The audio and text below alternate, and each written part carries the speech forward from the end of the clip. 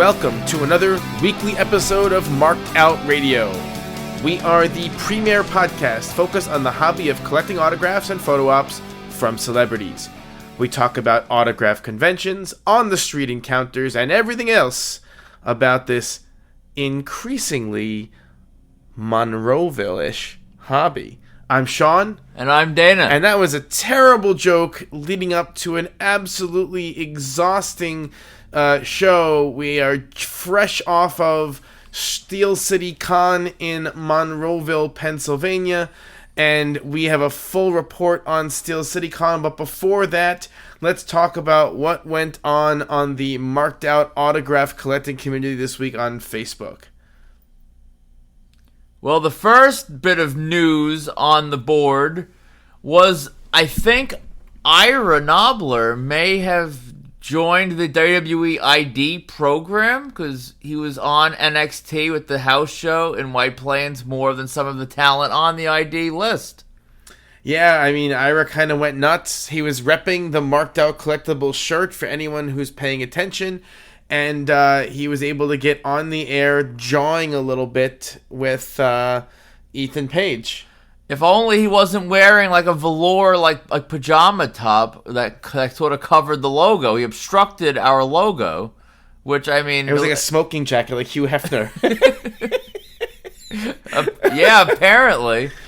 And, I mean, so part of our logo is on the Jumbotron in White Plains, whatever the hell that looks like. Minitron? Yeah.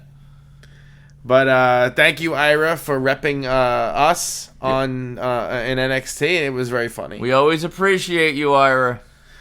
Another big thread that got some play this week was Vinny got returns, some private signing returns from a Ted Danson signing through Twin Cities Comics. He had requested them to be done in Staten Island blue, like tried and true blue deco. And he did not love the outcome of that mail away. What were your thoughts on that mail away? I think it's about time someone in Staten Island kind of got the short end of a Staten Island blue. But in all seriousness, it's the same as your Goldblum return. A little less severe. I think he's being a little... I get why he feels that way, but I don't think there's anything really wrong with it. I think it looks relatively good, but I see his point. Sometimes Staten Island blue is so sharp, it could give an astronaut in outer space a migraine just looking down at it. This was not that.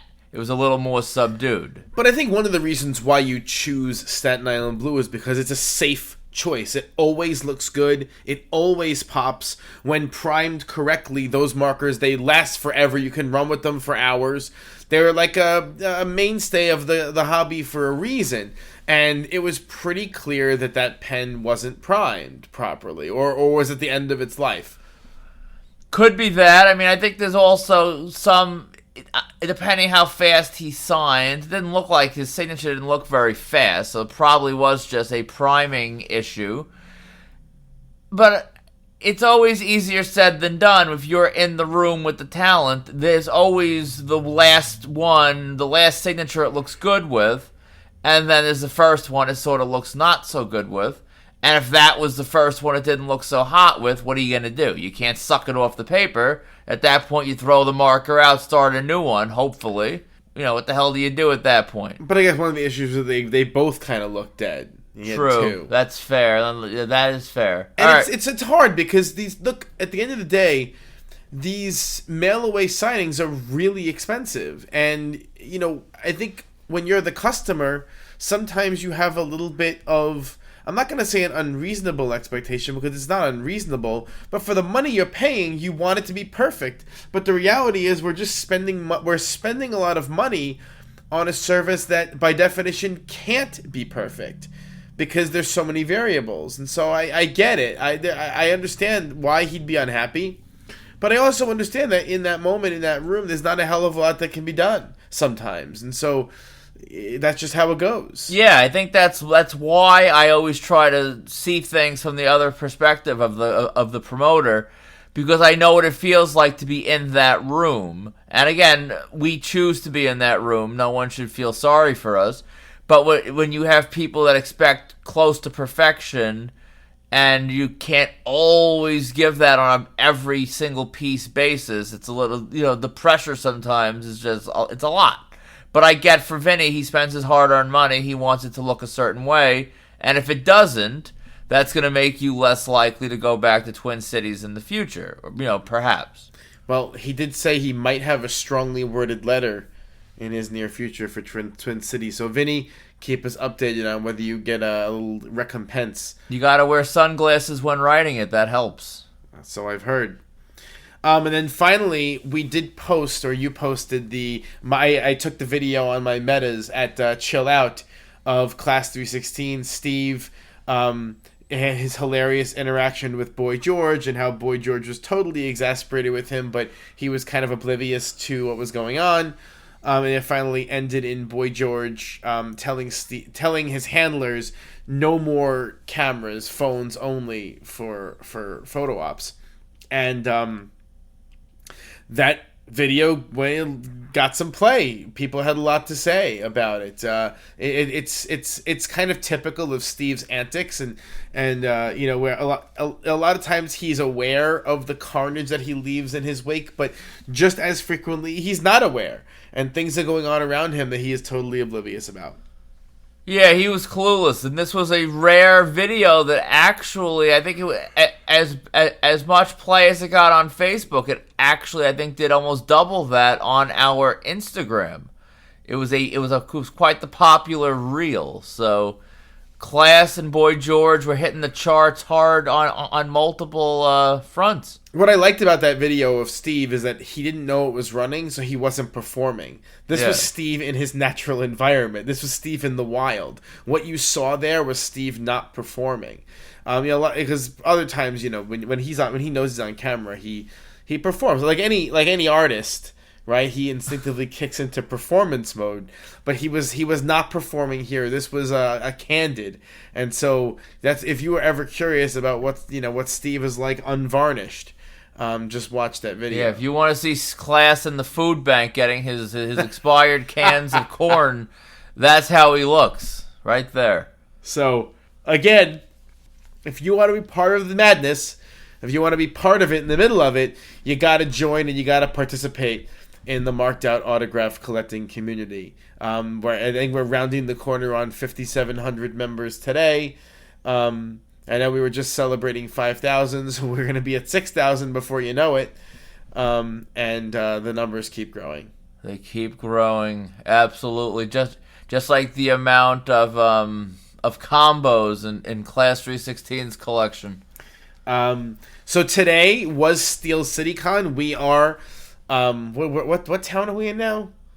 Starts with a G. I think most of them start with a G. We're about 30 minutes east of Monroeville. We're spending the night here in Western Pennsylvania. If you hear yawning, that's because we've been up since like 1 a.m. And we drove all night, and we spent all day at Steel City, and it's about 11 p.m. After Steel City, so we will have been pulled a 24-hour shift, if you will, for the marked out listeners by the time this is done. But we know that that's how it has to go. It has to get done because we will be spending most of tomorrow on the road heading back home. So let's talk about Steel City top to bottom. So one thing that we noticed when we pulled up was that the crowd outside seemed anyway a little bit lighter than normal. Now that could have just been our perception. It's hard to gauge what the numbers were, but I mean, I remember other shows pulling up at 9:15 or so, and there was a line wrapped around the parking lot. That was not the case today. It seemed a little lighter. And I really wasn't sure where to put in these thoughts I had about Steel City. I guess I'll just throw it in right now. I kind of had the realization today while at at Steel City, and like despite it being and feeling like always a premier event because of the talent they bring in, and they get people that you don't really think of ordinarily, and they always have a great lineup assembled. When you look at the like, if you've been there before, the room they use for photo ops is like a fraction. Every queue filled up would not equal one line almost in a New York Comic Con RICC space. This show is not really as big as it seems. It's sort of small, big fish, small pond. And I think today the fish seemed a little smaller in the small pond. And you kind of look around and you're like, all right, the Wizard of Oz is not really as big as he seems. It just puts on a good show. Yeah, and one of the things that we had said from the beginning was this lineup was great. I mean, there were a lot of people here who were either very fresh or very rare, quite frankly, and yet nobody really drew that well except Tom Kenny. And it seems that every time Tom Kenny's a strange one, man. It seems like every time he comes out, he draws better. Normally people, when they come out, there's like diminishing returns. It seems he draws better every time he comes out. He was the only person whose line never stopped all day long. I don't know what it is. Maybe it's the fact that his core fan base, as they get older and get more advanced in their lives, they have more money to blow. And there's always new SpongeBob crap that hits the market, and they just keep coming with more. I don't really know. I think his appeal is multi-generational also. There are people who love SpongeBob for the memes, There are people who loved SpongeBob when they were young, and now they're not young anymore. Then there are little kids who love SpongeBob now, who are discovering it now for the first time. I mean, there was just a new movie a couple weeks ago or a couple months ago that came out. So there's just this constant propelling of the property forward. And it's a multi-generational property now. So I get it to some extent, but I mean, he just does insane business. And of course we didn't need him. But it was certainly an interesting thing to see. So on to our day. So we made the executive decision that we were going to go into Patricia Arquette's line first. And that was mainly because I had assumed it was someone we both needed. And it was someone who I thought would draw really well. We learned today this was only her second con. She had done a con last year in Texas, I think. Yeah. And that was it. So she was very fresh. And this was a name. Look, I've been going to cons now, horror cons, since Monster Mania in 2007. And she has been a requested name for as long as I've been going to con. So we're talking about, almost 20 years at this point. And yet, she drew well, but not like you'd think she'd draw for someone who was in such demand and so rare. Well, I think what it comes down to is she has a good career, but I mean, I did see a lot of Stigmata pieces, so that was a popular, at least in the Steel City realm. A lot of fans had that. But you're talking property and merchandise from a single movie in the Nightmare on Elm Street series. Perhaps it's most beloved, beyond the first one. But at the same time, if you're not someone that has that project for that one movie, it's not like a Jamie Lee Curtis or a Neve Campbell that they sort of transcend multiple films. It's the one film, so it kind of gets a little niche, I guess, within a niche of a niche of a niche. And then it's also Pittsburgh, so a lot of the fans, like how many of the Monster Mania Cherry Hill people are going to drive through the Algonquin Mountains like we do, which is, I think I just made up a mountain. Was that actually a mountain? It is a mountain. It is a mountain. Okay, mountain range. To do this, not everyone's this sick. So I think a couple of things. I think she didn't do terribly, considering. I think she had a healthy line. It just wasn't like mind blowing.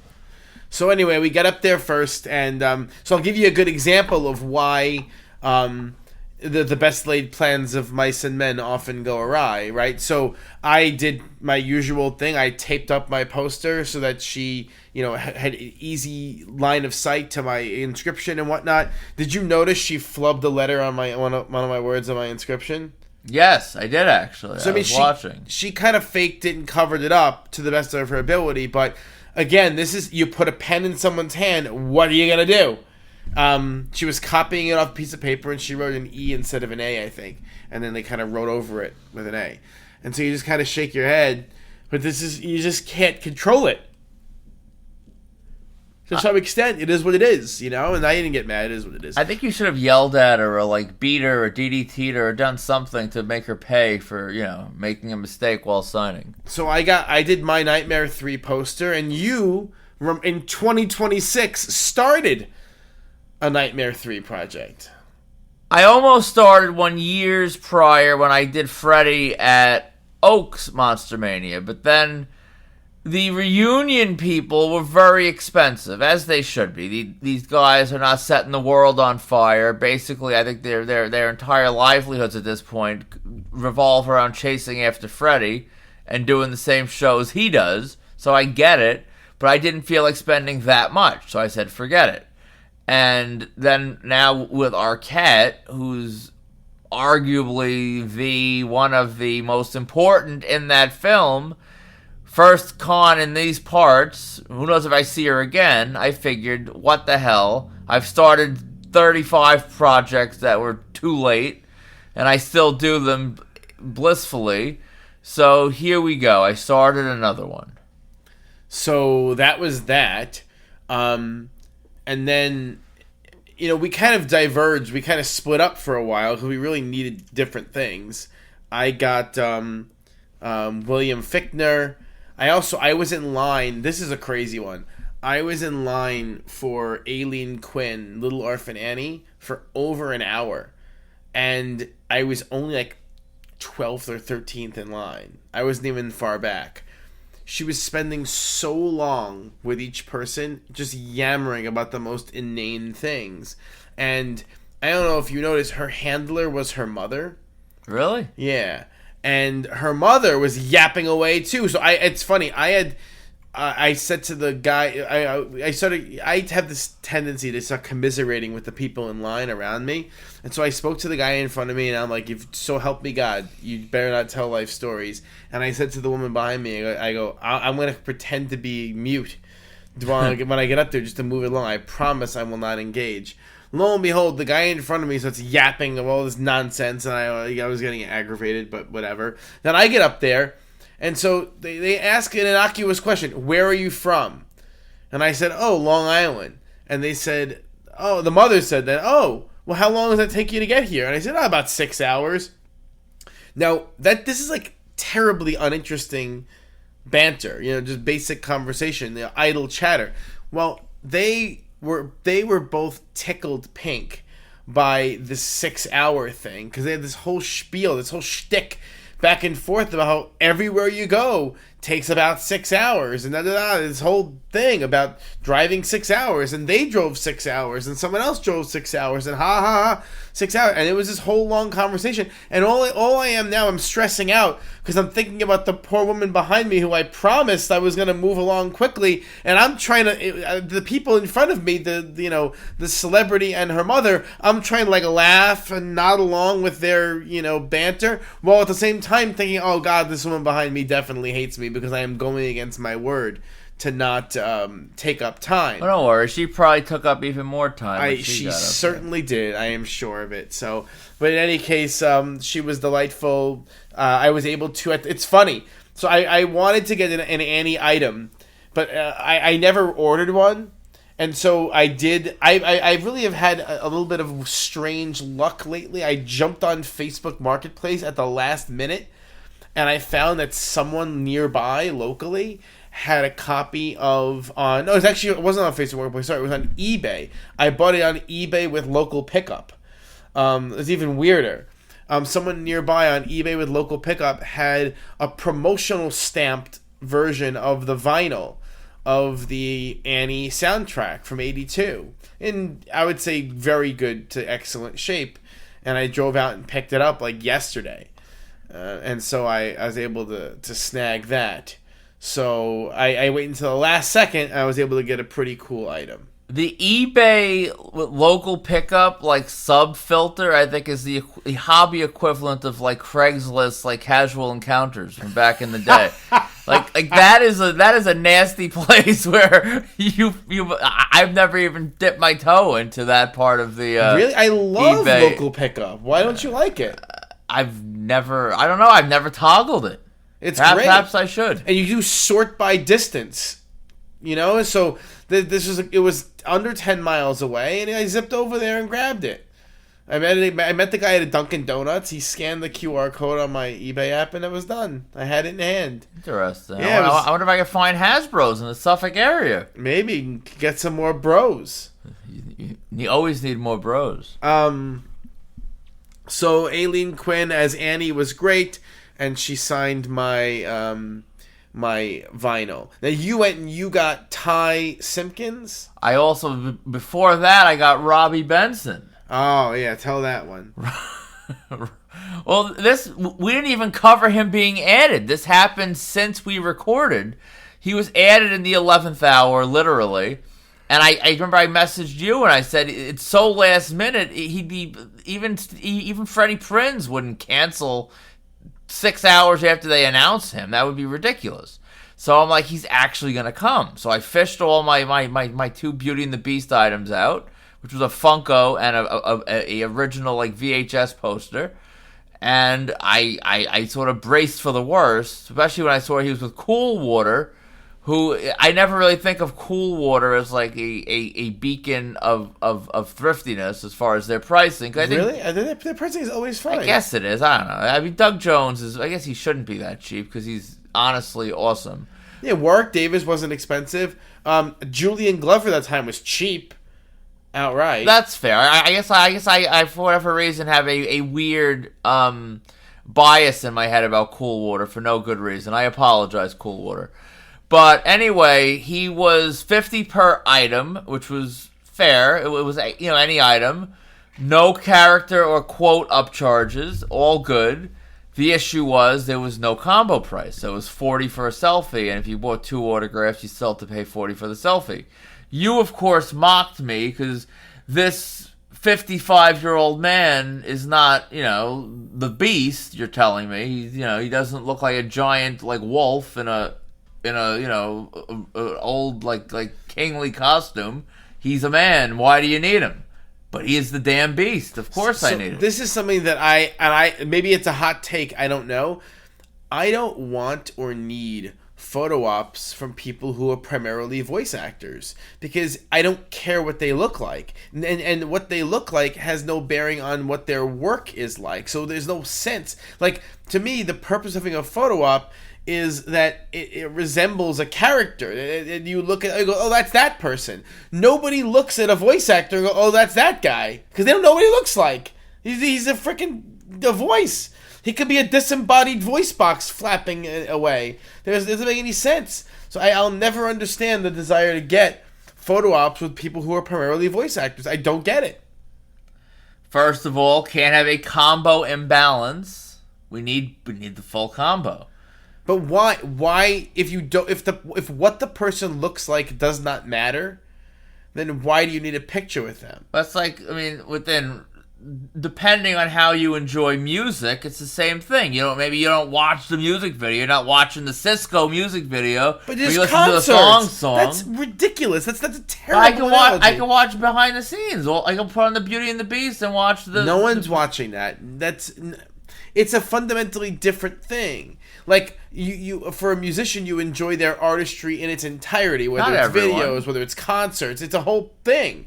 With these voice actors, their entire role is just behind. There's no even pretense of their face ever being shown. Well, Tom Kenny, this has nothing to do with my point here with Robbie Benson, as Patchy the Pirate is the exception to that rule. He's worth getting just from being the pirate. I don't know what that is. Oh, he plays him. He's himself in a pirate suit, and he sits in a boat, and he's like the human in SpongeBob that you see every couple episodes per season. Yeah. You'll see Patchy doing something. So Tom Kenny is known and seen as himself. Robbie Benson, however, is not. That's and fair. So what I said was, if you were so concerned with saving a couple of nickels, don't bother with the photo op. But that was clearly anathema to you, so you had to get it. $140 later, I am done with Robbie Benson. For now. Unless I add more pieces later. Unless you un-Virgilize him. But he is now considered Virgilized. He gets the stamp of Virgilization. If I un-Virgilize him, then I gotta deal with Paige again. And she's raised her price. Paige is higher every time she comes She's raised her price. So, I mean, I have a poster, I have the Funko. What else do I honestly need? I don't know. Stay tuned. So then you got Ty Simpkins. I got Ty Simpkins. And again, me trying to save money. Look at this. I am making cuts in my collecting. I brought a second Insidious. I brought a poster for like Insidious. I guess it was Insidious 5. I like how you don't even know. Yeah, but they dropped the number. It's the Red Door, which I mean it's probably a pretty good omen that it's not the they didn't go Godfather 1, Godfather Purple Lilac. They went Godfather 2. But anyway, I abandoned that one. I said, forget it, and I got him on the new 12x18 Insidious print without the vanishing Patrick Wilson autograph. Made him sign right on his skull, which at first I thought was really a dumb idea. It looks great. It looks really good. That's the definitive Insidious piece, if one needs such a thing. While you were doing that, I got Kent McCord, who's Jack Crichton from Farscape. Really funny thing happened. So I unrolled my Farscape print for him, and he goes, "Where did you get everyone? You have Ben, you have he was going through all the Claudia, you have everyone." And I'm like, "Oh, there was a reunion at the casino in Queens a few years ago." And he goes, "Oh, I was at that." Dana, so help me God, I do not remember him being there, and I didn't get him. The only thing I could think of is that maybe he was on a different day, because it was a 2-day con. Maybe. So that's possible. Or he was late. That was the con that Virginia Hay was booked for, and she just no-showed and then declared herself retired from cons. So she's the only cast member of note who I still need, which stinks. But everyone else was good. Anyway, he was great. And so I had Kent McCord sign that print. I also then I ran over and I got Deb from Shameless, Emma Kenny. She was really nice, and that was it for then. And then we walked the show floor, and that's all. We went to Marcia Gay Harden. Yeah, Marcia Gay Harden. I brought the Flubber poster, which honestly I was a bit anxious about. Came close to leaving it home yesterday intentionally, because I'm like, do I really need to spend the money? Do I need to risk losing it or have something happen to it? I did it. I brought it. You and I ended up deciding to split the combo, because I didn't really need the photo op. So I'm like, all right, I'll get the autograph, you get the photo op. We'll sort of split. It was... that was sort of the basis of a lot of these combos here. They were either non-existent, like Robbie Benson, or they weren't very good. They were like, oh, you saved $10, which, I mean, $10 adds up, I guess, but it's not that impressive. So she kind of popped for the Flubber poster with Robin on it. We talked a little bit about Flubber. I told her about your complete disrespect for Flubber. I don't know why. Like, why you bring that up? Because it's not right. You talk a lot of trash about Flubber. It's just a stupid movie. That's it. I don't know. What? I was laughing at you at the why'd you bring that up. It needed to be said.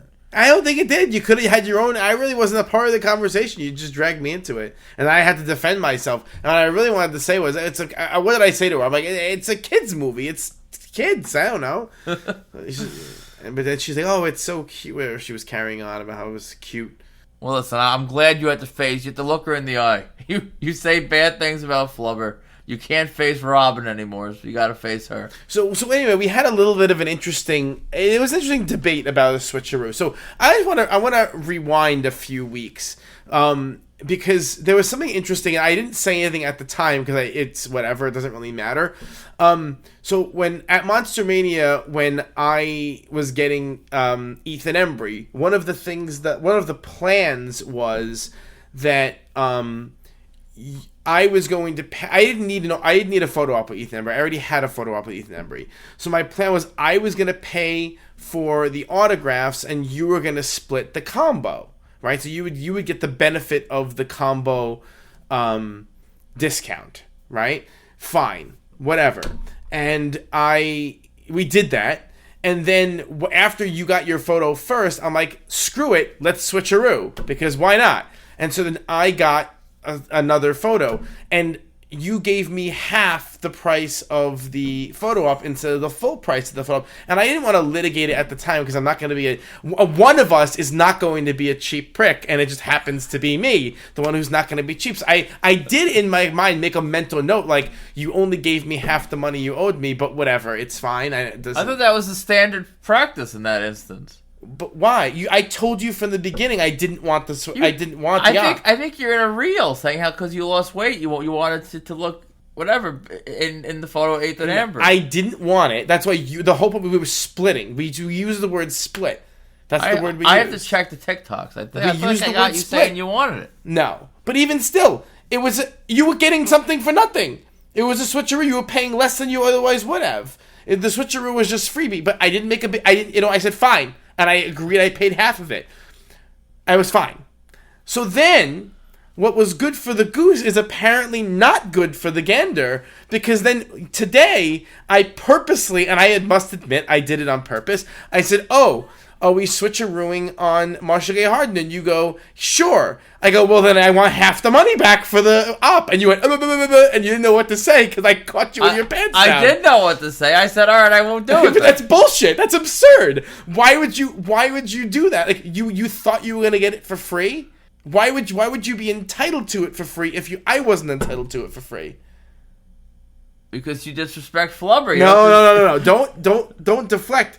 You thought you were going to try and get a freebie off of me. And I went, oh, that's hilarious. So I did, again, it was fine. Like, it's whatever. So then the funny thing was, you go, I'm not doing it then. I was like, fine. You don't need it. That's great. And then I took the op with Marcia Gay Harden. And then she goes, do you want the picture too? The irony was too rich for me because now you don't know what to say because you're like, you don't want to pay for it. And then so I decided to let you stew and torture yourself for that 5 seconds of indecision. And I'm like, just take the picture. and then there we are. And you did not pay for half the photo. So I just want to be clear. I paid for half the photo of Ethan Embry. You did not pay for half the photo with Marcia Gay Harden. And am I making a big deal about it? No, but it is funny.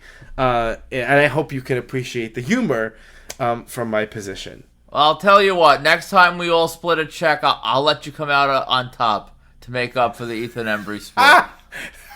The only reason you were a couple dollars short was because you strategically went last in the split on that check. Anyway, that was Marcia Gay Harden. So who else did I get? I'm trying to think.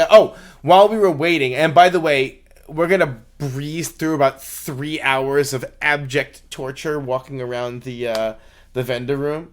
Yeah, the vendor room. Honestly, the vendor room is better than the Monster Mania and Chiller vendor room, where it's literally the same vendors with the same crap.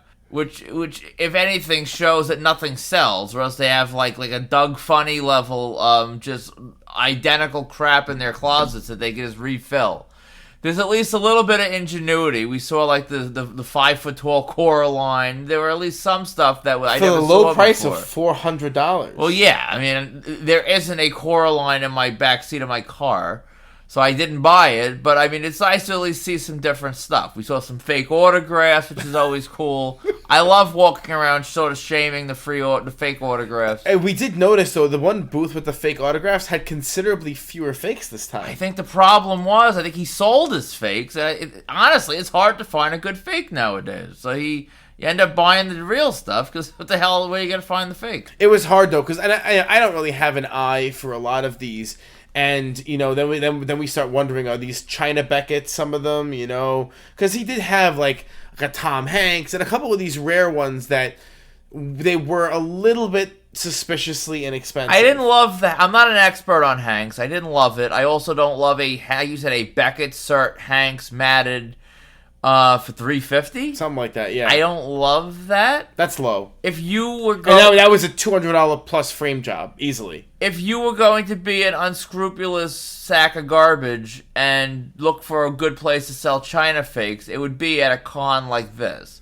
Framed like that, where it all just sort of gets glossed over to rubes who don't know any better. I just don't think he moves any weight at shows like that. I mean, I didn't see him selling anything. No, I can't imagine he does. But I mean, therein lies the question of why are these people there?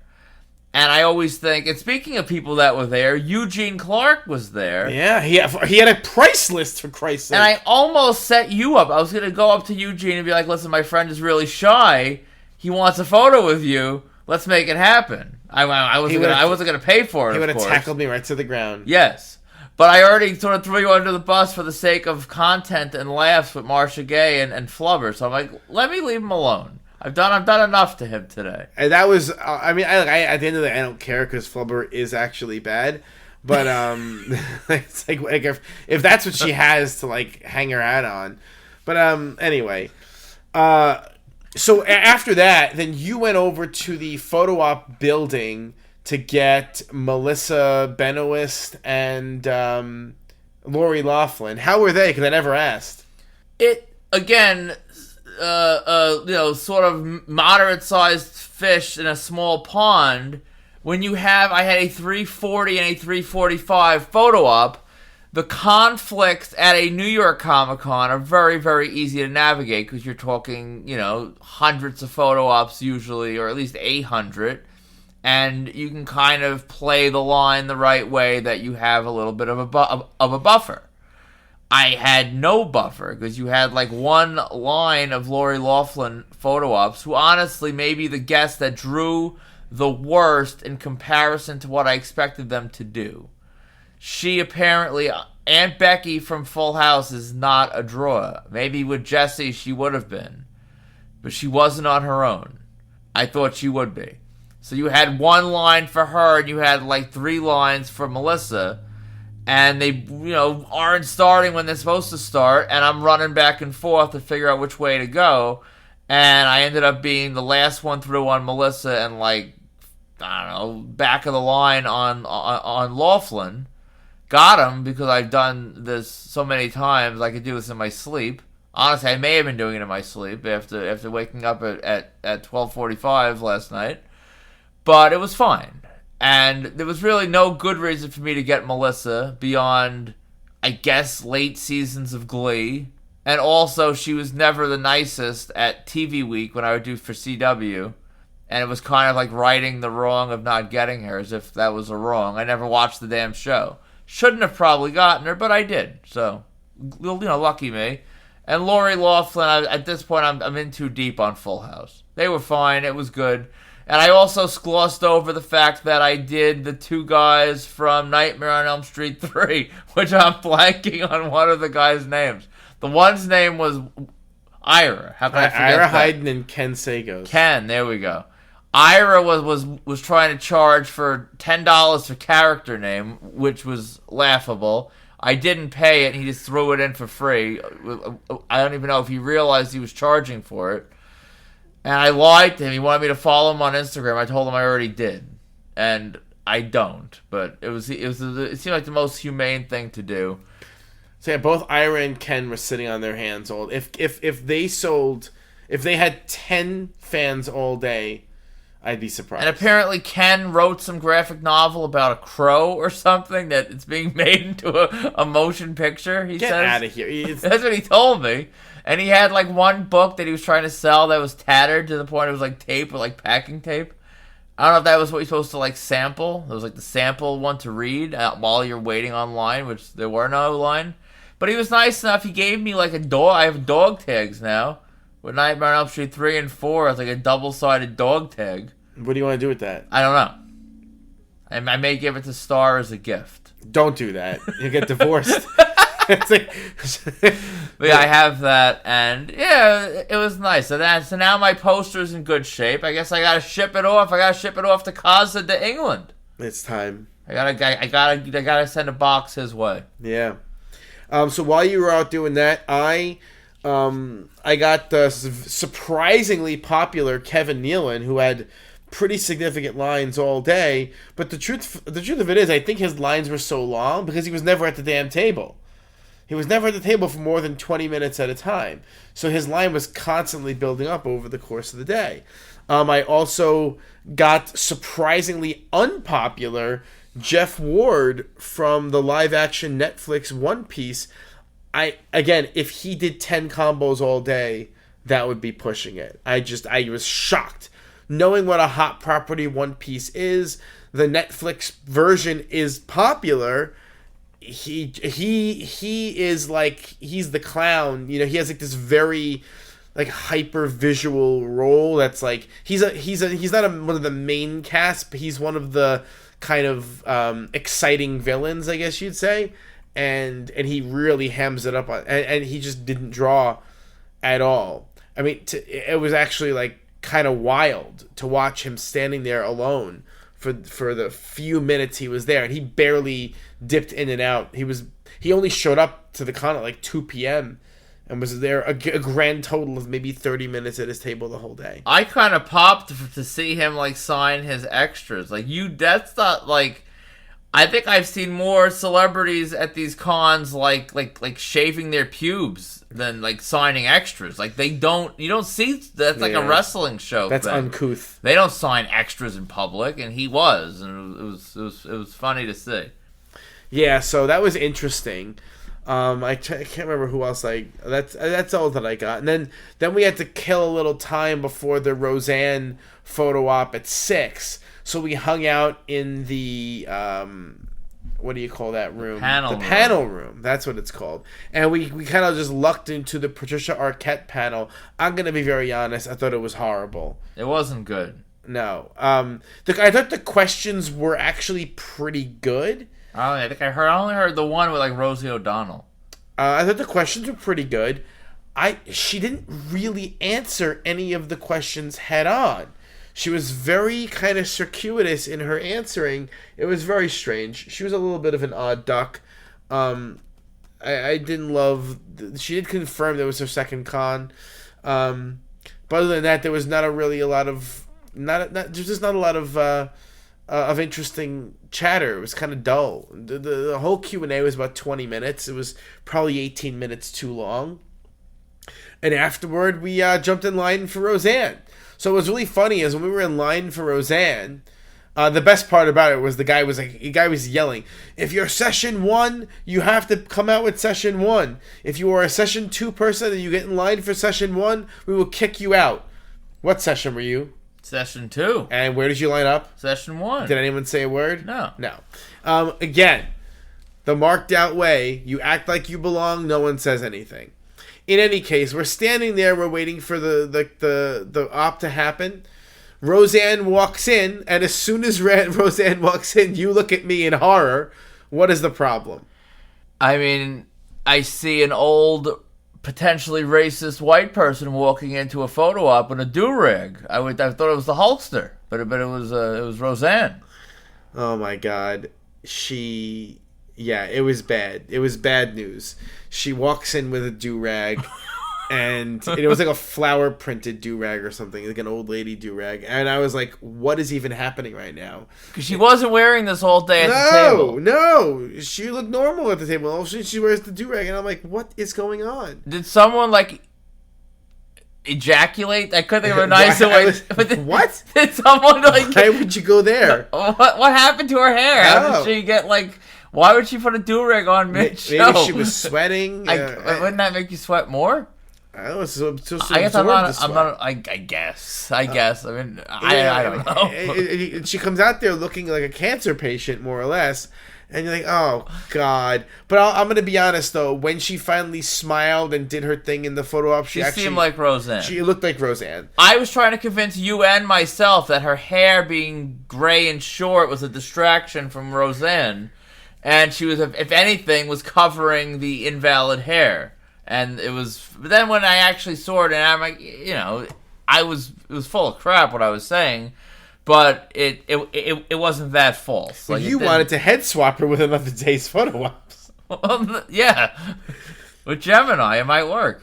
But I thought the ops were fine. I think she looks fine. Yeah. One thing we neglected to mention was that while we were on the floor of the con, we ran into Class 316, and there will be a lot of Class 316 themed content. Some of it already has been uploaded to the Marked Out Autograph collecting community on Facebook and our other socials. Some of it is still coming, but how can I say this delicately? I don't even know how to say this in a way that doesn't sound completely insane, but Steve arrived with a gentleman who is very old and is very sick, and it actually was jarring to see Steve pushing around this man in a wheelchair, because you're like, where's Steve? Where'd you find this guy? But I didn't really know him. And Steve, this is the part that, and I wasn't there for this part of the initial thing. So I guess you are like, Steve, who is this? And what does Steve say? That he's a legendary grapher who met Frank Sinatra and some other people that I cut out from the video, because who cares? And he announces, very loudly in front of everyone, including this man, that this is probably his final con because he's not healthy and he's soon to die. I'm not laughing at this man's fate. What I'm laughing at is the unbelievable gall, the absurdity of saying such a thing about someone right in front of them in public and not having not having a clue that it is an offensive thing or a hurtful thing or like an appalling thing for other people to bear witness to. And so then it became like a thing where while we were waiting and killing time, it became sort of a sport to watch Steve wheeling this man around trying to take advantage of, I guess, his ability to cut in line. And oh my God in heaven, there was a moment where you walked away where Steve tried to foist him off on me so that I would split a combo with Kevin Nealon, and then Steve acted all righteously indignant, like I don't want to save money, as if I didn't know what he was trying to do, was trying to foist this poor guy off on me. I don't know, he's a stranger, I don't know who he is. I was going to try to make it worse for you. I was going to tell Steve in front of the entire line that you don't like people in wheelchairs, and that's why you didn't do it. Look, there are certain things you just don't say out loud, okay? And that's one of them. But there was one moment, and I really so everyone can appreciate how uncomfortable this was for everyone. There was a moment where you and I were talking. Steve was nowhere to be found. This man is near us, and I'm afraid to kind of leave him alone at that point. So it was the two of us standing there waiting kind of for Steve to come back.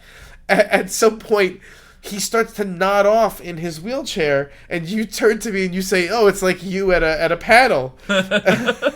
But it was worse than you, because his head was like down to his knees. God forgive me.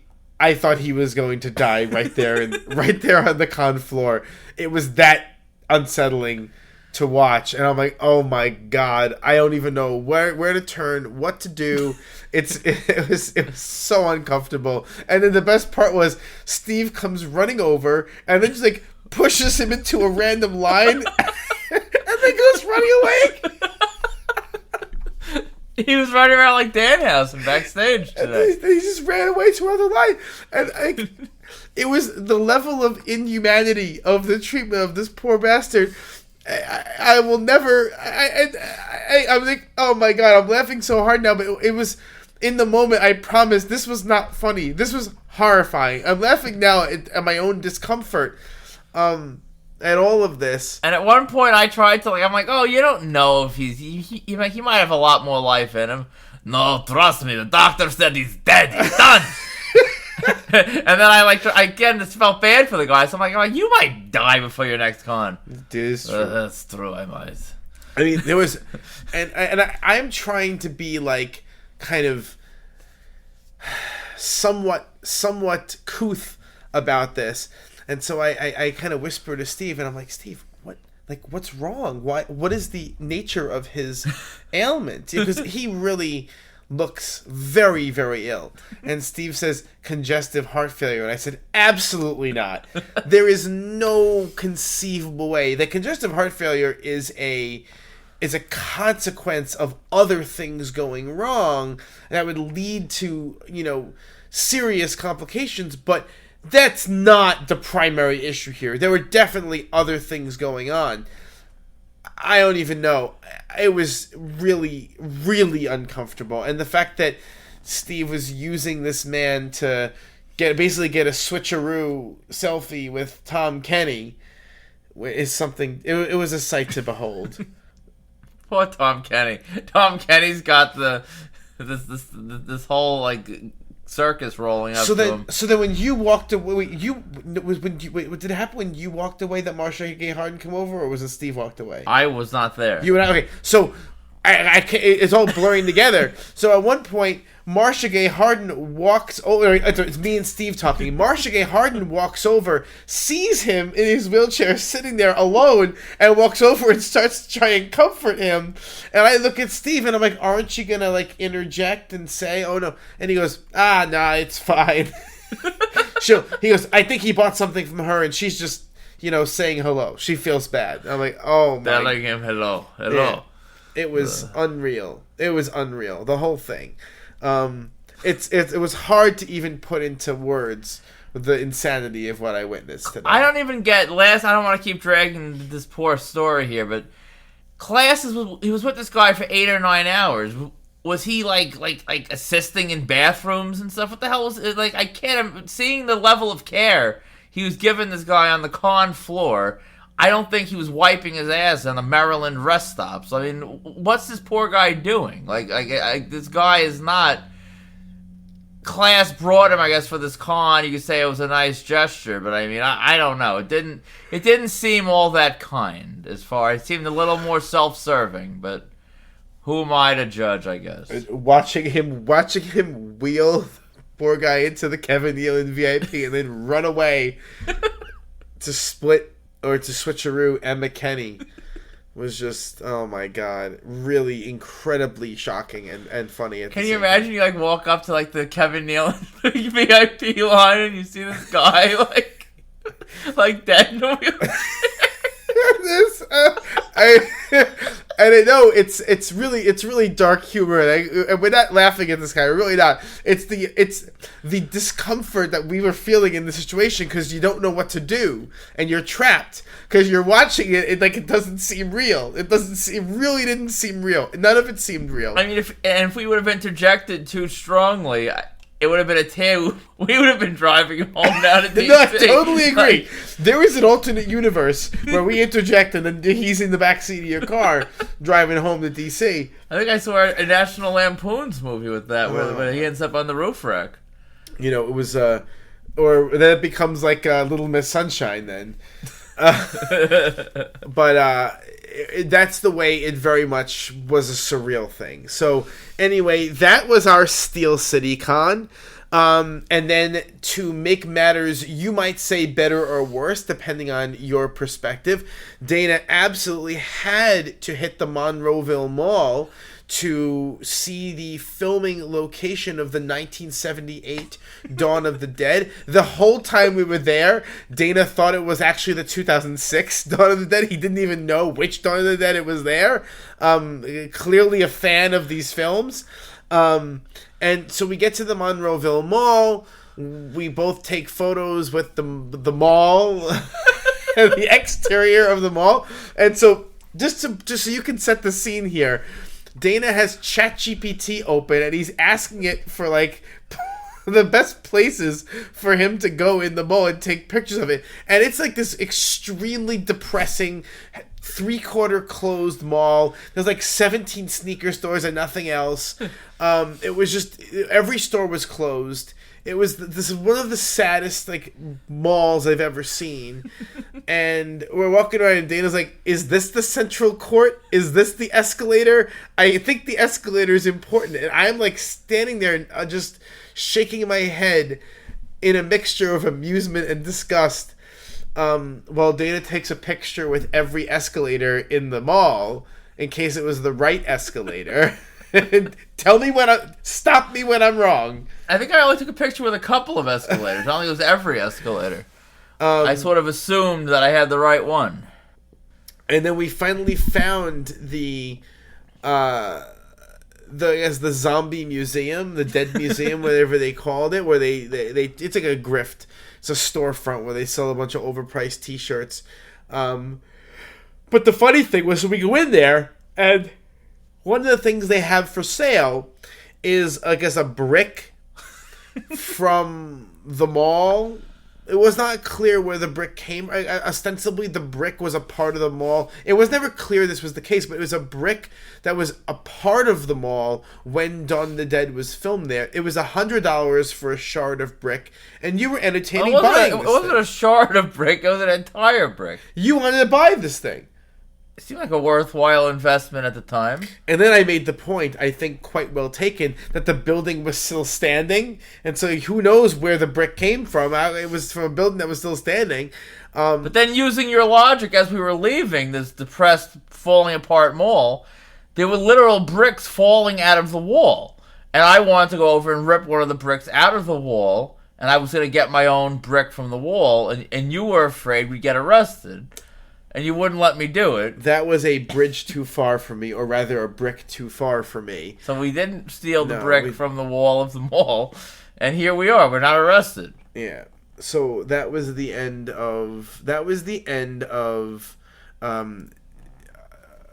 Steel City. We then went to we had our Sharpie social by ourselves. Because I guess there was not enough interest in the local Pittsburgh community, which was for the best. We went to... This is like when WCW would try to run like the Nassau Coliseum or something. They sold out the Nassau Coliseum. That is actually for true. Nitro. Guess it's not that. I don't know what. It's like when AEW runs somewhere other than the Daily Center. Yeah. But anyway, we went to Park and Eat. Park and Eat, which is a terrible name for a place that was actually pretty serviceable. It wasn't bad. It was all right. I mean, there was some questionable elements, but it was fine. Our hotel fridge is filled with fried fish right now, so it's pretty good. If anyone wants to like perfectly encapsulate this guy, he's the kind of guy who takes a doggy bag of fish from the restaurant with the intention of reheating it when he gets home tomorrow after driving for 6 hours. I'll be filling something with ice. Oh my god. And try as I might to convey that traveling with fish for reheating the next day is not a good idea. At the end of the day, they're his bowels. He's going to have to contend with it, not me. The issue there. So, yeah, he took a doggy bag of fish. But in any case, it was fine. So it's funny because when we get there right away, the waitress asks, do you want one check or two? So I go, make it two, make it easy, right? So fine. So we have 2 checks, which is good. So even though we ended up ordering meals that were about the same price and they were $1 in difference or something. But when it came down to okay. So we get the check, and my check was like $25 after tax. So I just threw a $10 tip on there, and I have never seen Dana react with so much outrage as I did in that moment. You were really upset by my $10 tip. Just on a social level, I was happy for the waitress because she did a good job, and $10 is $10, especially with the gas prices nowadays. That helps.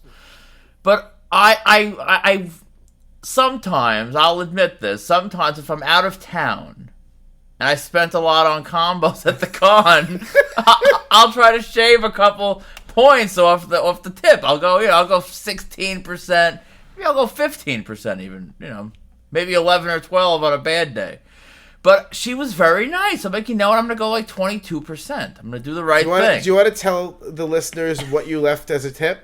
22%, which was like $4. The dollar amount. 60 cents or something. You have $4.50. I watched you. That's 22. That's 22%. No, that's the point. Who leaves $4.50? You didn't even round up to $5. No. That's bizarre. But then you gave like a 50% tip. My tip was gonna look completely this bad, which is fine. I can live with it. Yeah, you perfectly didn't care. No, I felt bad. I mean, the place is kind of a dive, you know. She was working really hard. She had like 8 or 9 tables that she was covering. So like throw her a tenner. It was like no big deal. But your reaction to it was so funny. My theory, that's why you want a separate check. So you were gonna flex with the tip. Who am I flexing to? You didn't have to look at my check. You had to look at my receipt. And you wrote the 10 big. right in my direction. You knew I would see it.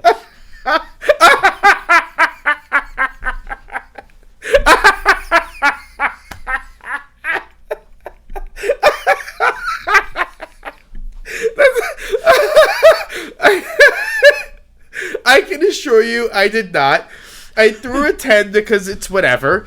It's $10. It's $10. I was fully expecting to pay around that amount of money. So at the end of the day, between you and me, she got nearly $15. Nearly $14.50 as a tip. That'll get her 1 tank and 1 gallon of gas. Oh God. So yeah, gas is expensive in Pennsylvania compared to New York. Even it's about 50 cents more a gallon than at home. In any case, that actually happened. He was mad that I gave a $10 tip. So he claimed that it was. In fact, in the notes to the show, it says I broke etiquette at dinner with an obscene is the word that was used, tip. And if I wasn't such a nice person, I could have technically given nothing because your percentage was so high, you covered my tip in it. But I gave 20-something% because I am a good patron. And then finally, we make it to the hotel. We check in to the hotel, and the gentleman at the front desk looks at, and Dana is wearing the marked out radio Respect the Combo Gods shirt. Buy yours today at ProWrestlingTees.com. And the guy goes, "Oh, I love the shirt." And instead of saying, I don't know, thanks, or do you know what it means? This is my podcast. Dana replies with, quote, "All hail the Combo Gods," and then just walks out to the car to get the luggage. So I'm not sure what this guy thinks. I'm very glad that we're not eating here. That there's no food for him to ejaculate in. Well, that's the second ejaculation we've had. I know, it's definitely getting an explicit. Does ejaculate count as for the explicit rating on iTunes? I don't know. I think only if it's an R. Kelly song. I don't know. But anyway, that concludes. Now here we are. And interestingly, they gave us a little goodie bag for checking into the hotel. It was a water bottle and a little bag. A warm bottle of water. And a little bag of Fritos. So both of our water bottles are in our hotel fridge with a very large takeout container of fried fish. Anyway, that's a whole thing. But and then these Fritos, which no one likes Fritos, right? Sound off in the comments. I don't like Fritos. I've never met anyone who likes Fritos. It's no one's first choice. I find them to be gross. It's definitely the Cindy Brady of snacks. Like there's no one ever is like, I love Fritos. Nobody. But that was our free gift. So anyway, here we are now at the hotel. So on to the reports for this week. In addition to us getting back from Steel City, Greg 2600, he met Arsenio Hall, who was apparently a little bit difficult, but then Greg broke him down and he ended up doing combos for everyone. It looks like Greg got him at like one of those old like mall photo studio things. A great shot. He got him on his animated Ghostbuster print, which looks insane. I believe it's the real Ghostbusters. Oh, yeah. There you go. And that was pretty cool. He also did some graphing of Malcolm in the Middle, or the new Malcolm in the Middle reboot. I saw he got Jane, he got Frankie, he got Justin, and the new Dewey, whatever the hell is it? Dewey? Yeah. I don't know his name though. He didn't get Bryan Cranston, but Greg did use hippo as a verb instead of a noun, so I'm not sure what he meant to say about Bryan Cranston, but he didn't get him. I assume Bryan Cranston dipped, went back to his hotel or something. Yeah. What else? Vinny and Jorge, they met the USA hockey player. What the hell is his name now? I forgot that. I thought I typed that down. you. I can't remember. Jack? Is it Jack something? Hughes? Yeah, that's close enough. Yeah, I want to say it's Jack. Is it Jack Hughes? Now I have to search on Google. It is Jack Hughes. All right, good. Vinny was very upset at me for not knowing Jack Hughes. I'm going to be honest. Vinny was a little bit overly celebratory. He called him an American hero. I tend to reserve American hero for like Abraham Lincoln, those types. Hockey player, American hero. I think that's a little bit much, but he seemed to really be a fan. Especially since hockey isn't the most American of sports. Well, I mean, it's Canadian. That's what I'm saying. I guess it's an American sport in the sense we stole it from someone else and tried to make it our own. Colonized it. Right? That's pretty American. But anyway, Vinny got him on. Vinny got the photo op, and then Jorge got him on a roll down on a baseball. Yeah. Well, he refused to sign any USA hockey items. I think because he has an exclusive with Fanatics. Yeah. Because honestly, Fanatics, they save it for the hype episode. Fanatics is tough. I have a lot to say. But and he didn't have any NHL merchandise either, so that was pretty cool. Zach Chiera, he met Terry Crews at a book signing for his children's book at Bookends. Josh met Jadakiss. He doesn't do much, huh? Well, Josh sent me today. Jadakiss has some dispensary on Flatbush Ave coming up in a few weeks. You gonna go? I don't know. I gotta see my schedule. It's Jadakiss. You need him. I hate those dispensary deals because they advertise it for like 6 hours. Is Jadakiss gonna really be hanging around in the dispensary for 6 hours? Yeah, he'll be smoking weed all day. I guess. And he also met Chris Jericho. I guess Jericho has a new band, some kind of new project.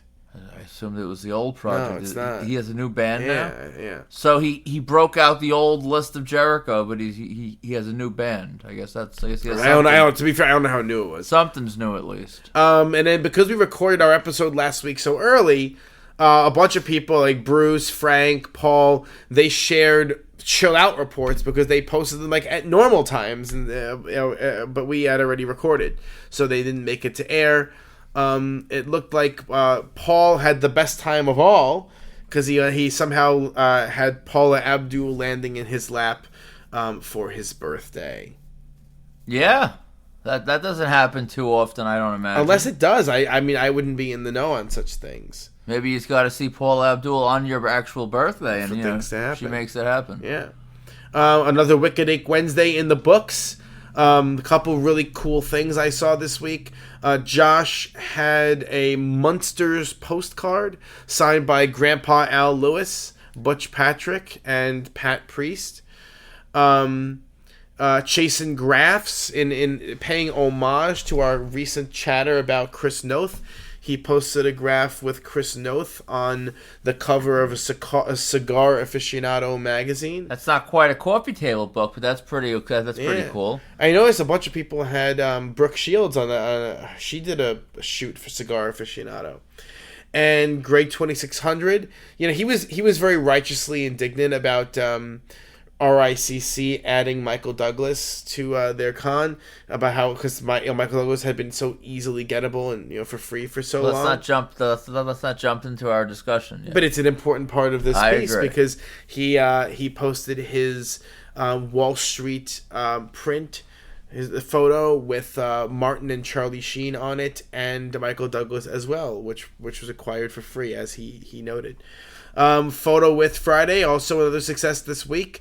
I thought Photo with Friday was insane. Evan posted a shot with Nicole Kidman. She's not too common to have, is she? No. You don't have her. She's not.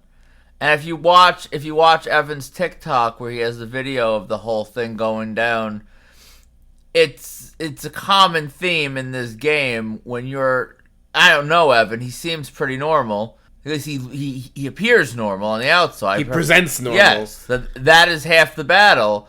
She kind of like went right to him, did the selfie, and then kind of went about her business and didn't like wasn't like she was doing for everybody. He lucked out and got it through whatever. It was well done. Are you saying Evan benefited from pretty privilege? Most likely. There you go. Evan, take the compliment. All right. I have no idea what Evan looks like, but that's okay. He doesn't look like Cameron, so that's a good thing.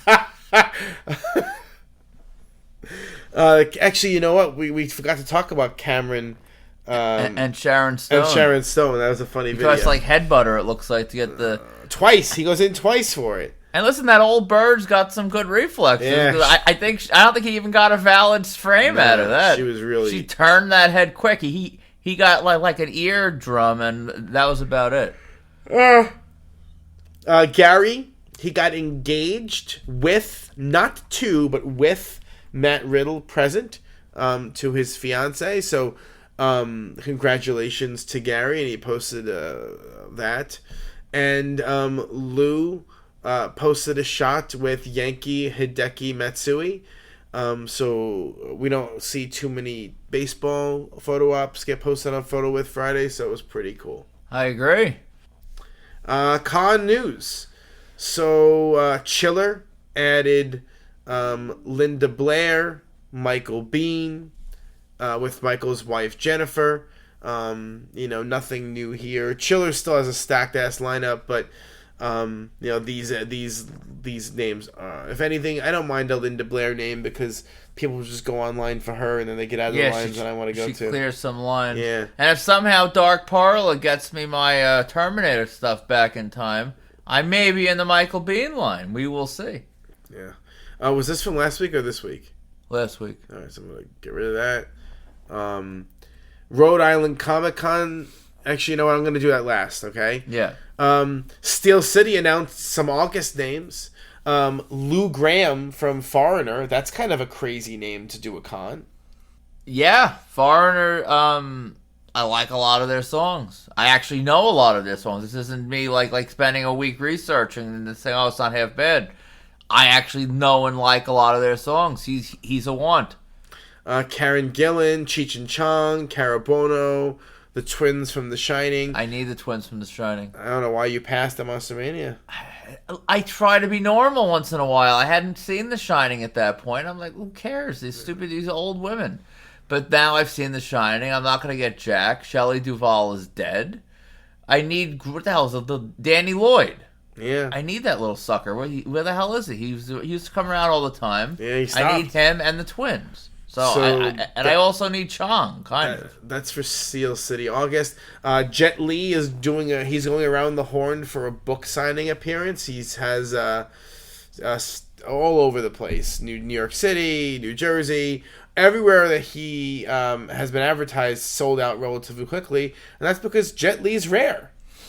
Yeah, he is rare. He was doing Fifth Ave Barnes & Noble. It sold out quickly. I didn't get a chance to buy it. I was actually going to buy it when it went on sale the second time and take off from work, which is deranged because I don't know if I've ever even watched a Jet Li movie in totality or in clip form because I don't think I have. But he's a big name. It seemed like the right thing to do. But then he's doing bookends. So we are in for bookends. There was a little bit of hullabaloo in my inbox before because Bookends apparently removed the signing from their event page on the website. But they don't just remove things without announcing a cancellation. So I think it's just them taking something off the list that's sold out. Because I guess they get tons of calls and whatever about it. if I remember correctly, they pulled Arnold off the list also. I think Charlie Sheen was it as well. Like, I was getting anxious that it was gone. If Jet Li's in town it's the same day as Barnes and Noble. He's not going to do one and not the other because he's here to sell books. He ain't here to eat, to have slices of pizza. He's here to sell books, and that's what he's going to do. And so finally, the big news of the week is that Rhode Island Comic Con, they were teasing a big ad for a couple of days, and I remember when they initially posted the tease, and you said, God, the shadow looks an awful lot like Michael Douglas, and the clue lines up with Michael Douglas, and they gave 2 other clues, and all those clues lined up with Michael Douglas. And lo and behold, Rhode Island Comic Con added Michael Douglas, which is, I think, that's a tier of movie star that I don't think we've seen yet at a con, because this is not a genre actor at all. Even when you look at the movie stars like Arnold and so, Arnold's a genre actor, Stallone's a genre actor. Michael Douglas is not. He does like straight dramas, pretty much, right? I mean, that's all he's ever done. He has that dopey Marvel role, but that's not why he's doing this. And he's just a very, very, very big movie star, kind of a legacy A-lister. So it's really shocking that he's doing Rhode Island. And there's some pretty strict regulations on, pretty significant upcharges, and, price is high. What are your thoughts on this? It's huge. It is the biggest Rhode Island Comic Con guest of all time, without question. I didn't really have him as the top all time, even over Brooke Shields. Brooke Shields was not in the movie star category, but I guess, what the hell's that movie called with the incest? Crap. The one that you had the poster. Blue Lagoon? Blue Lagoon. I guess Blue Lagoon's no Wall Street. Anyway, I originally would have had him top 3 all time, but I like the point you're making about that.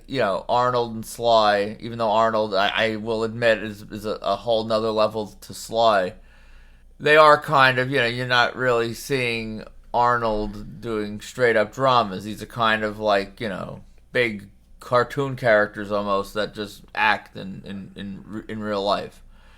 I kind of would like to make an argument for Costner, but I don't really even believe it myself. So yeah. He's not. Costner's a little bit below him. He might be the biggest of all time, honestly. And it's one of those things where if they can get Michael Douglas, at this point, the doors are open for anybody, right? Let's keep in mind this was another, I don't know the real nature of how the deal came about, but much like when Costner did Fanatics Fest, SWAU is doing a private with Douglas. They're not, though. They're doing a consignment that they're dressing up as a private. Ooh, is that what it really is? Yeah. Okay, never mind. I was going to say that there's... I mean, they may get backroom access because they're a big... I was going to say that SWAU is like adding to this in terms of of padding the lope. I mean, they might be, but I don't think so. I think the biggest takeaway from all this is that Michael Douglas is at Rhode Island and not NYCC or Fanatics. I agree. I would have played Russian roulette with this one and be like, oh, it ain't going to be Rhode Island. Never. They're making there's some weird rules. You can't buy tickets day of. You can't upgrade. So if you originally bought an 8x10 and you wanted to switch it to 11x14, you can't even do that day of. There's lots of weird, quirky rules here. We haven't talked about price yet either. No. The photo op was under $400. It was like, what, $360, $370? $330 plus fees. Yeah, like what I paid was like that. Which is, like, people, there were people that were freaking out, like sort of more of the chiller crowd at the price. And it's like, yeah, as much as I love the chiller types of names, this is not Judd Hirsch. This is not Sarah Karloff. This is Michael Douglas, and you gotta come heavy if you're gonna meet him. If you got him for free like Greg, Vinny met him. It looks like when he was like 13, I'm not sure. He was wearing like a suit jacket, and he was like he looked prepubescent, and he got him for free. Good, you don't have to, but I mean, I didn't meet him, so I'll be paying. I'm still sort of circling the drain here on autographs. Well, see, the thing about this is, I think it's interesting. I don't know what to do. There's a difference between Michael Douglas on the street for a graph. And granted, his street graph actually looks pretty good. But I imagine you're going to get something better on a sit-down. Well, here's the... if you have a premium item, you don't want to be dragging your premium item out on the street. And the other reality is, and I'm tired, and I having said what I said, I was trying to be funny when I was talking about Vinny and Greg getting him for free. It sounded kind of hostile. Vinny didn't look prepubescent, he just looked a lot younger. You can't time travel. I can't go back to when Vinny or Greg did it. So if I had a premium item or you have a premium item, it doesn't matter really what you could do years ago. Yes, Michael Douglas signed. One of my regrets in this hobby is he used to, remember that? He used to sign outside of his apartment. Yeah. You could wait outside of his apartment. He would come out. If he was going somewhere, he would sign for you. I never did it because I don't have many lines I won't cross. That always felt a little weird. That you're waiting outside this guy's house. Plus, it wasn't all me being good. How do you always... You have to really have some good intel. Hey, it's a Saturday. Michael Douglas might go to the Central Park. Let me wait outside of his house all day. That's a little weird. And also a good way to waste time. But you can't time travel. So, today, you can't get him on the street as easy. If you need him, you pay. That's what it comes down to. Well, my point is, though, even if you did get him for free... If you have an expensive item, if you have a premium item, if you have something, a major project, you gotta pay. The sit downs will always produce a better quality autograph. Ooh, God, the combo gods are listening. There's no always. People got nicer autographs from Goldblum, autograph wise, on the street. That's true. Not the character as much as he screwed up the character name. You're not getting him to write Dr. Ian Malcolm on the street. So I know what you're saying. But there's no always. He may do some short sig at Rhode Island that's going to look worse than what Greg got on the street. It's possible. It is possible. He could have some debilitating stroke. And he could sign with, he could be sitting there like our friend today. And he's not going to be giving out great signatures. Who the hell knows? But I think it's a generally accepted rule. Yes. And especially when you want to protect your item. You want to bring your rare, expensive items out on the street, You're not sending it off to a consignor if you want something done right. You're just not. So, it's exciting. I bought the photo op, and I also bought 2 premium autographs. I will be getting an original theatrical poster for The Game signed. And I will also be getting, for those who were aware and know what this is, you'll know. Otherwise, you'll have to wait until, November when I post a photo. I'm going to get an original Polish poster of Wall Street signed. I didn't know this Polish poster thing was a thing. And I'm in the poster groups. I almost said the Polish poster groups. Although there probably is a Polish poster group now that I know this. I did not know, but yeah, I mean, it's like an artistic version of the poster I've never seen before. So I'm pretty excited about that. Whoa. That sound was Dana dropping his computer. On my toe, and I closed my outline. That's not good. I'll get it back.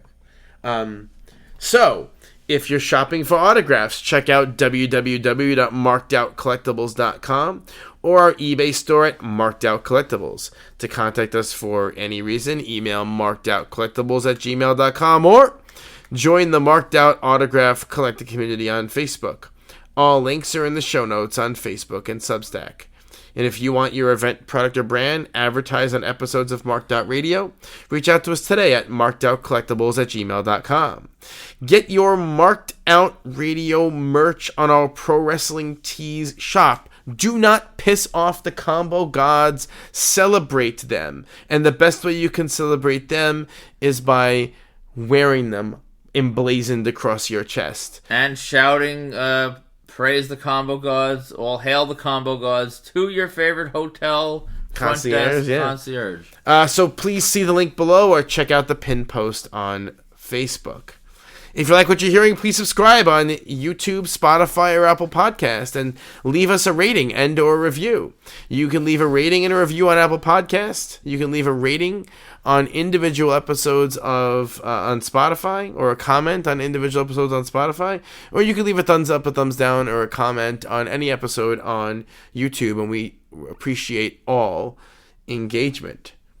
So now comes for the marked out vocabulary word of the week. And by the way, you guys might think, how the hell much longer can they keep going with this? Well, the well of vocab is pretty deep. And it was funny because when we were coming up with it this episode, I had trouble for about 2 seconds, and then you spit one out that we haven't talked about. So the word of the week is Pokemon collector. So why don't you explain what it means to be a Pokemon collector? A Pokemon collector would be someone who uses the strategy that you gotta catch them all. You gotta go for everybody. And I can make an example out of old Jeremiah, who's fun to make examples out of. But I'm gonna use myself. I am traveling to bookends. I am not necessarily a Jet Li fan. I just feel as though he's a big name, a significant name, and maybe I'll be inspired to watch some of his past works, and maybe I will enjoy something and say, well, lucky me, I'm glad I got the photo. Or, more accurately, I will leave things in my like Paramount and HBO queues for years to come, never watch them, and I will get him simply for a Pokemon collecting need, which is he's a big name, I must get him. So the other sort of secondary meaning of to be a Pokemon collector is to get people who aren't very big right now, with the idea they may actually become big one day. So for example, when we were at the Hippo the other day and we got Patrick Ball, there was another young woman who came out, and I didn't know her from anything. She wasn't all that young either. She didn't seem, she was a little... She was young. Was she? Yeah. And Jeremiah got her, and I asked Jerry, do you know her name? And he said no, but you got to get her for Pokemon reasons, just in case she is in a 5 years from now is in a TV show or gets cast in something that you like, you'll regret not having had her. He's right. Objectively speaking, I didn't get her because I didn't have any sort of, when you see certain people, star power sort of oozes off of them. I didn't get a star power sort of, she seemed more like the person working on the set, bringing them coffee, more so than the person actually like in the trailers. And if the joke is on me and she becomes like Amy Schumer when she had that moment that you wouldn't think she was going to be a star by looking at her, and then she was for like 6 months, that will piss me off. So I get Jeremiah's point. The best part though is if this girl does become famous, he won't even know he has her. He won't even know he has her. He won't even know. So that is a consequence of being a Pokemon collector. One cannot really truly be a Pokemon master in this context. And so the story of the day, or the week, or whatever you want to call it, is kind of an interesting one. We've touched on the company Premier Collectibles a few times, and mainly how they have kind of entered a niche in the hobby, in the business side of the hobby, that we've kind of been interested in exploring, where they've got a lot of musicians and bands and things to sign vinyl records in large quantity, and then they've been selling them. And a lot of bands that I was interested in potentially working with were gobbled up by and signing deals with Premier Collectibles. I'm not gonna lie, it was a little bit frustrating because there was a time when they were really only doing signed books, and then they branched out into signed vinyl records as well. Well, anyway, recently they had offered a signing or a signed book from Liza Minnelli, which at the time made some waves because Liza Minnelli doesn't really sign anymore and hasn't signed in a long time, and is quite sort of standoffish and rude when asked. And so a lot of collectors were actually really excited. They were chomping at the bit to get a signed Liza book. And so one of the things that when you buy from Premier, one of the things they offer is like a Premier Collectibles certificate of authenticity where they guarantee the authenticity of the item. Now, just to be clear, most of the items that Premier sells are not signed in the presence of a Premier representative. They're signed by, at the publisher's office, they're sent to Premier, and Premier is the retailer. So when they attest to the authenticity of something, they're lying explicitly. They don't know whether something was signed. They're relying on the word, the trust that the publisher honestly had the author or the artist sign. And so what happened with Liza Minnelli is returns started coming back, and a lot of people, there were two camps. One camp said these all look like AutoPen. The other camp said these look secretarial. Have you formulated an opinion as to which one you think it is, or no? I did not personally buy any of these books, so I wasn't insanely invested. What I thought I saw some variety. I know AutoPen can have variety because some of the AutoPens will give different, there's a couple different ones. From what I was seeing and reading, my guess would be that they're just not authentic. I don't think they're necessarily AutoPen. So I also, my instinct was that they were secretarial. So anyway, it's kind of funny because one of the things that Premier Collectibles offers, in addition to giving their own guarantee for free, they offer you for $12 extra, they will get your autographed JSA authenticated. Now, the right thing for them to do would be to have a JSA witness in the room while these are being signed and have these all stickered in the room. However, it is very clear they're not being signed there. So they're receiving them from somewhere else, and so they can't do that. And so JSA actually refused to authenticate any of these Liza Minnelli books. So imagine the egg on the face of Premier when they're offering JSA on a product that JSA then refuses to authenticate. That's what they get for being a little ambitious. There's no, if you're not going to be able to necessarily guarantee because you're not there, if you're trusting the publisher to sort of be doing what they're supposed to do, you are then the customers trusting you or really just trusting your judgment and who you trust. And it becomes a whole trust train, which is not really what people are signing up for. We, not to make this about us, but we were in the room at Martell. With the stuff we do, we're there. If you trust us, you know what we're doing is legit, and we're in the room doing it. But if we were sending stuff off 16 states down the road here and hoping it for the best when it comes back to us, and then, trust us, it's real. That's different. So it's always important to understand what they're doing. And also JSA did not come back and say they're fake. They just said they could not authenticate them. That is the difference. It is. And frankly, I think it's a major cop-out. Premier does a lot of business with them, and they don't want to crap on their head. So they pull this cannot be authenticated business, which allowed Premier to offer refunds while saving face. Yeah, that's probably what it is, but I mean, at the end of the day, it is what it is, and you gotta sort of face it as it is. So yeah, it's one of the reasons why I would never use one of those, one of those services like a Premier that's selling things in bulk. And the thing is, 95% of what they're selling is good, and they're very reliable shipping wise, and they have a lot of positive. People will say a lot of positive things about them, but for this reason, the fact that they're willing to put their guarantee on something they don't know is real, and they're relying on the say-so of the publisher. That's where I got my Michael Richards book from Premier. Well, I don't know, but it was tipped in, wasn't it? Wasn't it? It was. I don't even know what I was going to say. It was good. Michael always signs. He signs it he doesn't sign left to right. He signs like north to south. Yeah. And it was signed. I'm pretty.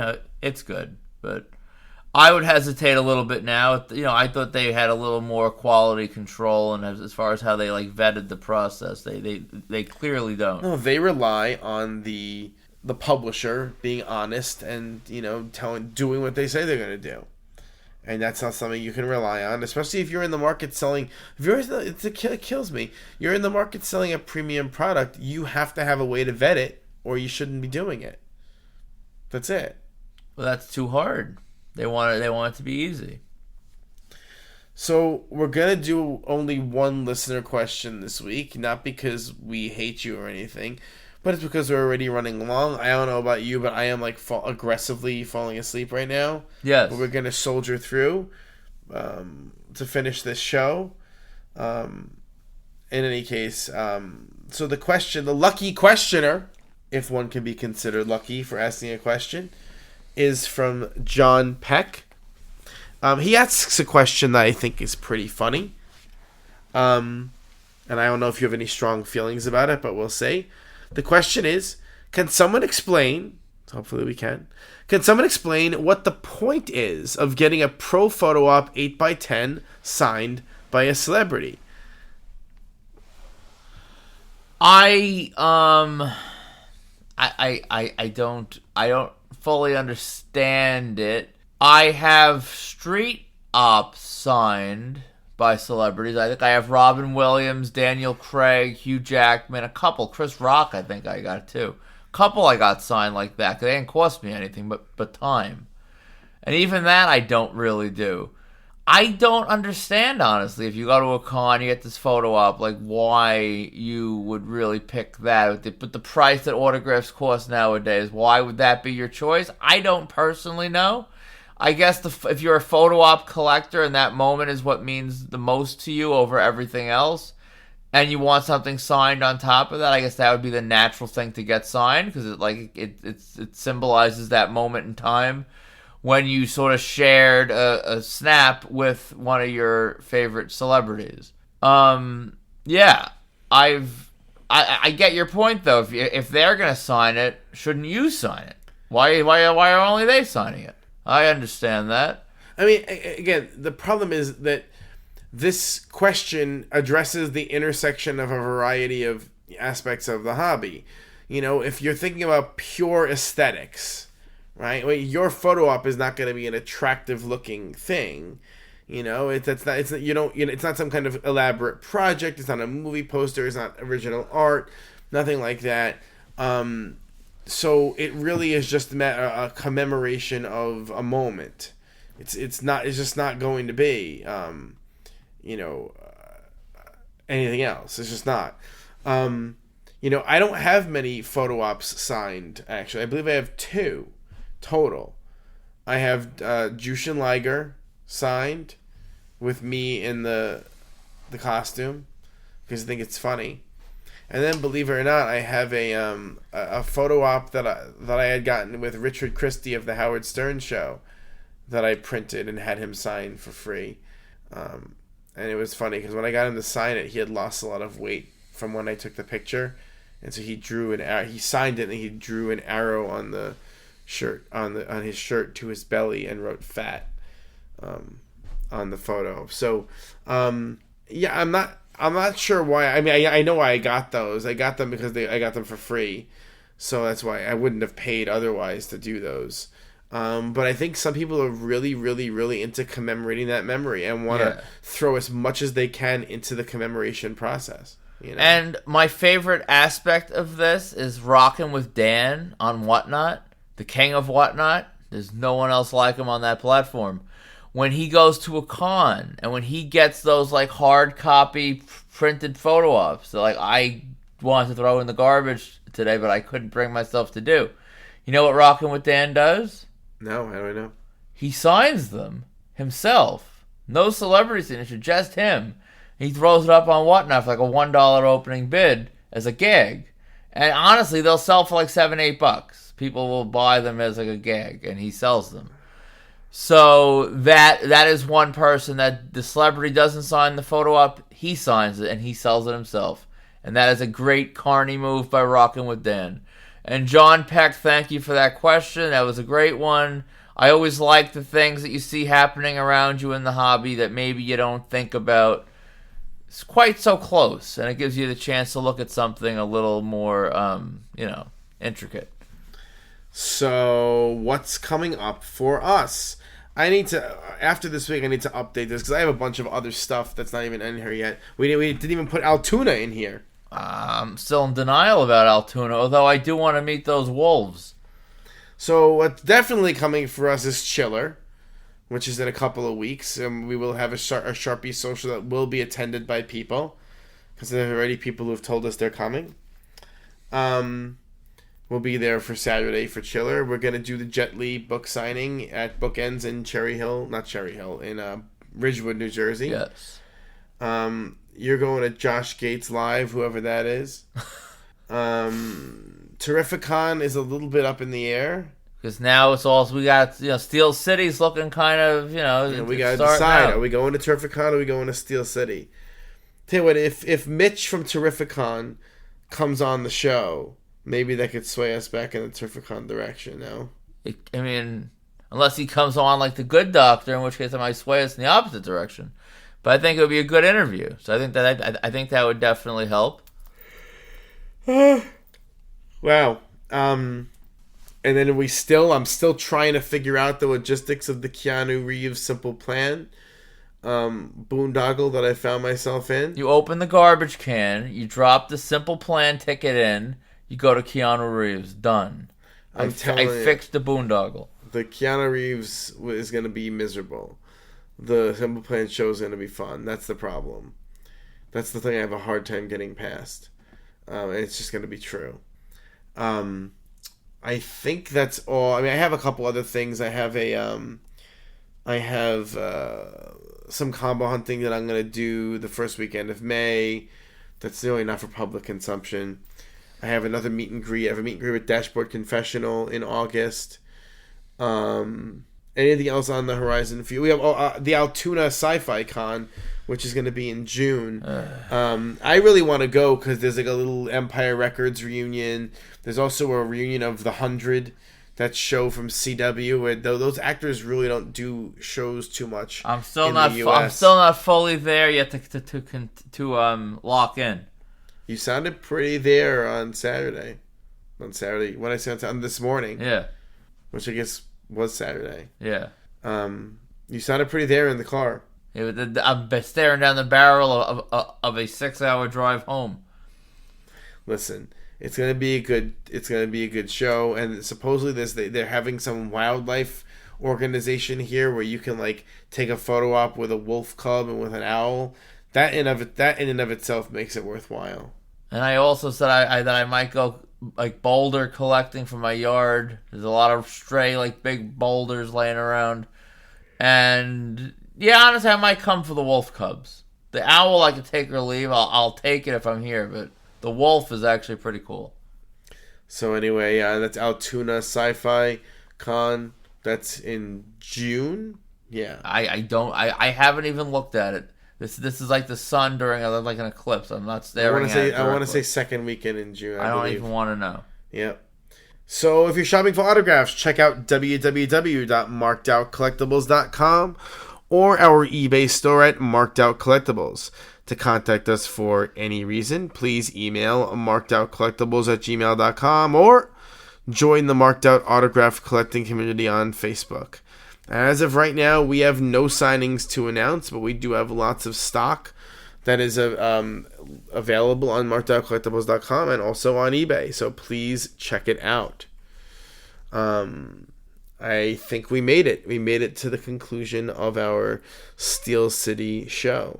Unless we fell asleep in the first minute and this is just snoring and us dreaming this episode. If that's the case, I know I said some wacky stuff as I was drifting off before. Periodically a couple weird things. There was a couple of weird pauses. I can take out the weird pauses in post. Saying the weird stuff, let's just let it rock. We're going to leave it in.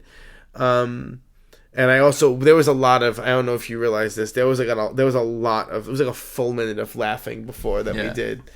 So the weird stuff you say on this show is when you're sleeping. So I guess you must have been sound asleep with your Brooke Shields is the biggest con, I guess, of all time. I will still say Brooke Shields is the biggest star to ever do a con. I still stand by it. Did she have the biggest line? No. Did she draw the biggest crowd of BO exuding mutants? No. She didn't. But in terms of name recognition, in terms of social influence, I don't think there's anyone bigger than she is out there. I think she's as big as it gets. So to see, I don't think people realize, like, having Brooke Shields do a con, it breaks down doors for other types of people. So Brooke Shields walked so Michael Douglas could run. Well, not Michael Douglas. Michael Douglas himself is breaking down a different kind of door. I'm trying to think of like a serious actor, like almost like a Sean Penn type. I think is now suddenly on the radar for doing a con. If Michael Douglas is willing to do a con. I mean, the difference is Sean Penn would probably rip out a baby's intestines to floss his teeth. As far as fan interaction goes, Michael Douglas was usually pretty nice. Money is money. That's how it goes. I mean, you could probably pad the lope to Sean Penn, give some sort of public donation to one of the countries he tries to save, which is a good thing, and anything's possible. I think that's what the message here is, that when you're booking guests, when you have guests at the cons like Brooke Shields and Michael Douglas and Roseanne Barr, I think anything's possible. I think we're going to be, in the next year or less, genuinely shocked by these names that are coming out that we can't even predict them because they're never going to pop into our heads, as being possible to come out. I would not have predicted Roseanne. All the drama and stuff, and just her legacy and her age and everything else, I would not. Roseanne, Brooke Shields, and Michael Douglas would have been damn near last on my list if I was going to be spitballing names a year ago. So I agree with you. I think anything's possible. I think, honestly, our imaginations can't even really quantify how far that limit is. I agree. I completely agree. So I think that's a wrap. Yeah. Is that a wrap for us? I mean, we got some sleep to do. We got some driving to do. And I got some editing to do tomorrow night. Sounds like fun for you. Yeah. So, for markedout.com, Marked Out Collectibles, and Marked Out Radio, I'm Sean. And I'm Dana. And we will see you in 2 weeks at Chiller Theater and next week on the pod.